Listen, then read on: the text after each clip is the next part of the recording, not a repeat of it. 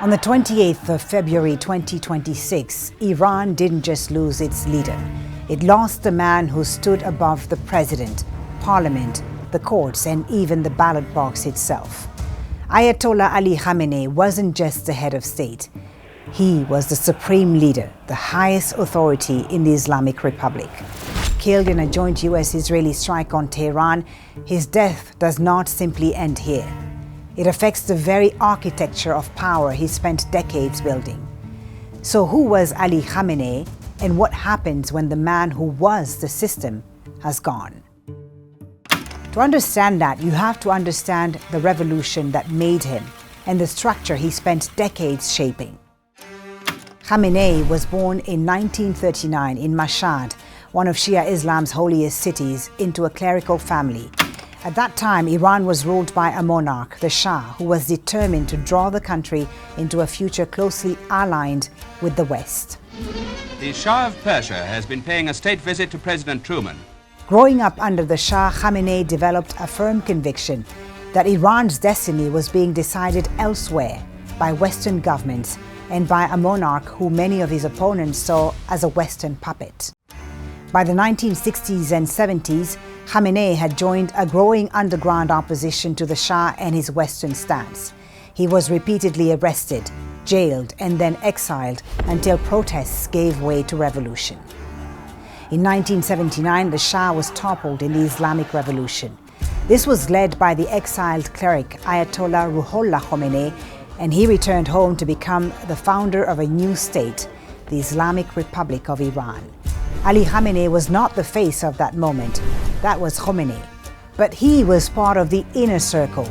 He was an apprentice, moving through revolutionary councils, building networks, helping shape the security apparatus that would protect the new regime from coups, rivals, and counter-revolution. This is key to understanding him. Khamenei's politics were forged in the belief that the revolution is never over. It's something you defend forever. Then, in 1981, a bomb hidden inside a tape recorder exploded during one of Ali Khamenei's speeches. He survived, but was left with lasting injuries. مسئله این است که این انقلاب یک انقلابی است که با اسلام مردم سر کار داره. In the young Islamic Republic, survival carried with it meaning.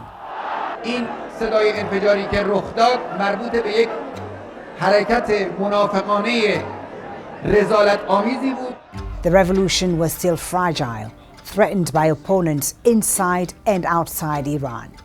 That same year, Ali Khamenei became president while Iran was already a year into a brutal war with Saddam Hussein's Iraq. This 8-year conflict scarred the republic. It entrenched a belief that Iran stood alone and that isolation was safer than dependence. But even as president, Khamenei was not the center of gravity. In Iran, the president manages, the supreme leader defines.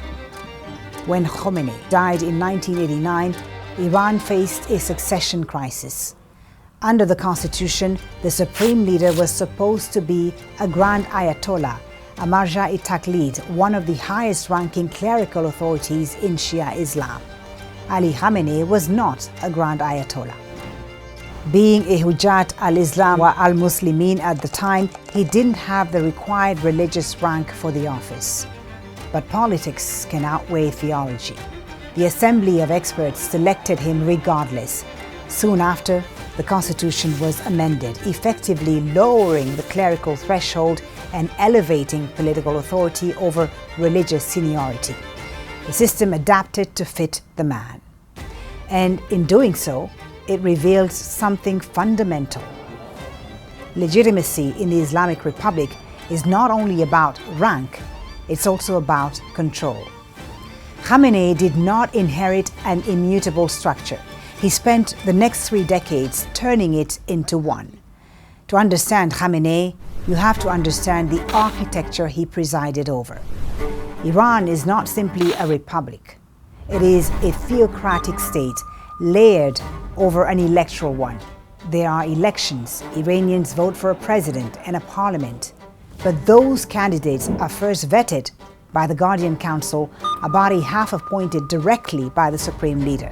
and half nominated by a judiciary he himself appoints. Above it all sits the supreme leader, his commander-in-chief of the armed forces. He appoints the head of the judiciary. He controls state broadcasting. He names the clerics who shape the Guardian Council. He has the final say over foreign policy, war, intelligence, and the nuclear file. Even the Assembly of Experts, the clerical body empowered to choose or dismiss the supreme leader, is elected from candidates filtered by that same Guardian Council. The system fragments decision-making. Presidents administer, Parliament legislates, clerics deliberate, but every path leads upwards. Parallel to that authority sits the security apparatus. During Khamenei's tenure, the Islamic Revolutionary Guard Corps, the IRGC, expanded its reach with its own ground forces, Navy, Air Force, and intelligence wing operating alongside the regular army. Over time, they also moved into construction, energy, and telecommunications, becoming an economic and political power. To police the streets and suppress dissent, Khamenei relied on the besieged forces, and under his rule, this complex, layered structure hardened. Presidents came and went, but he remained. When reformists tried to modify the system, they came up against its limits. After a disputed election in 2009, the Green Movement filled the streets, but the crackdown that followed made it clear where the ultimate authority lay. اگرچه بعضی از دشمنان ما در اطراف دنیا خواستند این پیروزی مطلق نظام رو، این پیروزی حتمی رو تبدیل کنند به یک پیروزی مشکوک و قابل تردید. Yet Khamenei could be pragmatic when necessary. He called it heroic flexibility, a tactical concession designed to preserve the revolution, not dilute it. That doctrine paved the way for the 2015 nuclear deal, the Joint Comprehensive Plan of Action, which temporarily limited Iran's nuclear program in exchange for loosening sanctions.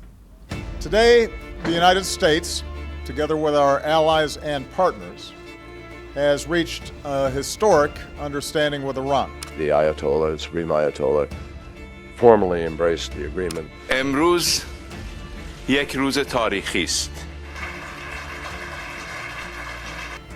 When the United States withdrew from the agreement in 2018, Khamenei's long-held suspicion was reinforced that Washington could not be relied upon to uphold its commitments. This was a horrible, one-sided deal that should have never, ever been made.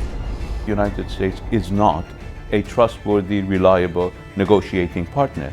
A few years later, diplomacy returned. In 2025, indirect nuclear talks between Washington and Tehran resumed. But even as talks were underway, conflict erupted. In June 2025, Israel launched major airstrikes on Iranian nuclear and military facilities. Days later, the United States struck sites at Natanz, Fordow, and Isfahan. After 12 days of fighting, a US and Qatar-brokered ceasefire took effect. From Tehran's perspective, the so-called 12-day war was revealing.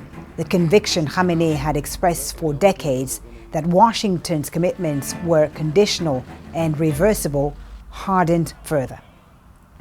Outside Iran, Khamenei's legacy was inseparable from what Tehran called the axis of resistance: support for Hezbollah in Lebanon, militias in Iraq, allied groups in Syria, and the Houthis in Yemen. At home, Khamenei ruled through a promise: independence and stability.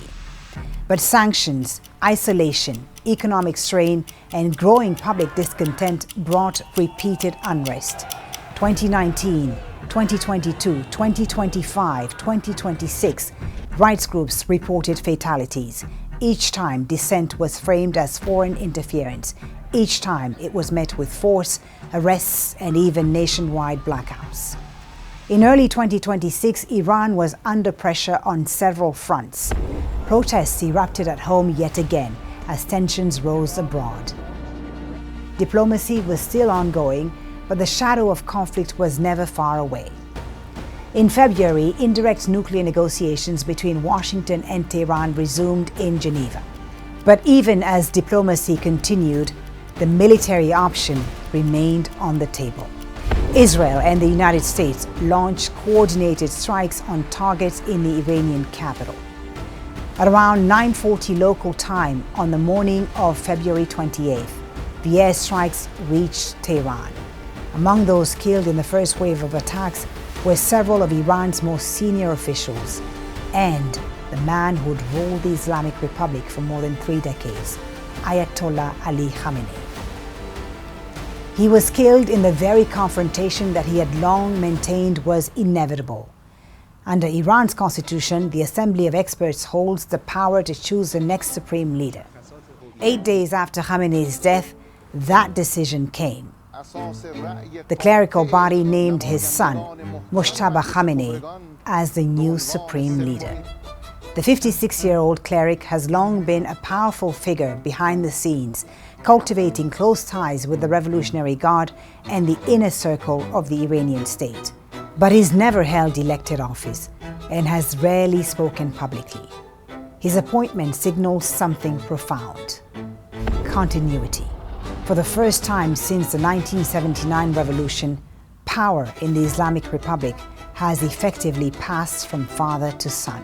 A transition that critics say resembles a dynastic succession. The system born of a revolution against monarchy is accused of becoming close to one. Supporters say that the formula guarantees stability during war. Detractors say it concentrates power even further.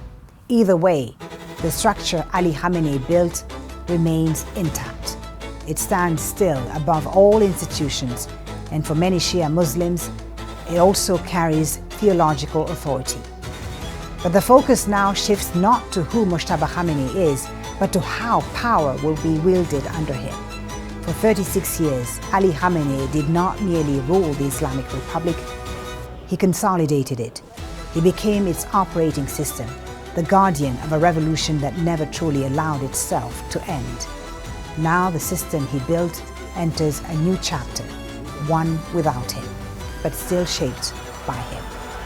Because the system Ali Khamenei built was designed to outlive him.